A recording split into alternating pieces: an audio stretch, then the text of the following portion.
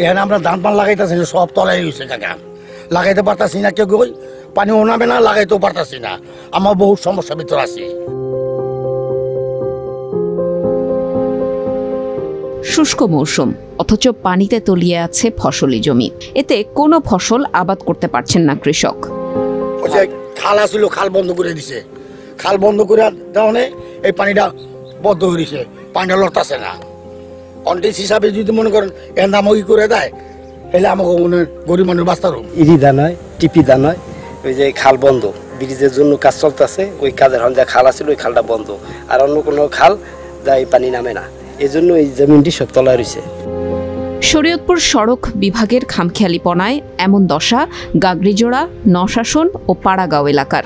অপরিকল্পিতভাবে সেতু নির্মাণ আর সড়ক সম্প্রসারণে বন্ধ হয়ে গেছে পানি প্রবাহ। এতেই কপাল পুড়েছে এলাকার হাজারো কৃষকের।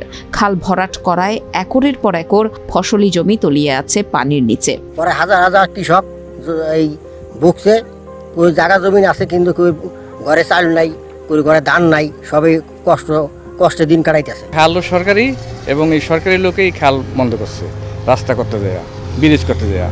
খালে আমাকে দরকার, খাল দরকার, এতে আমাকে অনেক জায়গা জমি তলায় থাকে এবং আমরা শত শত মন, কয়েক হাজার মন ধান পাইতাম, এই ধান আমরা করতে পারি না।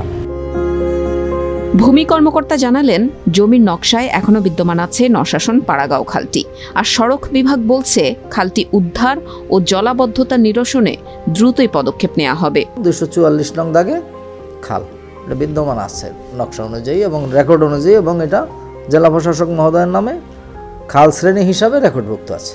আমাদের জলাশয়ের প্রবাহ কোনোভাবেই, প্রাকৃতিক জলাশয়ের প্রবাহ কোনোভাবে বন্ধ করা যাবে না। সে কারণে এই প্রবাহটা অব্যাহত রাখার জন্য আমরা যে প্রয়োজনীয় পদক্ষেপ দরকার, কালভার্ট নির্মাণ সহ অন্যান্য, সেগুলো আমরা নেব। জলাবদ্ধতার কারণে এবছর শরীয়তপুরে অনাবাদি থাকছে 2812 হেক্টর জমি।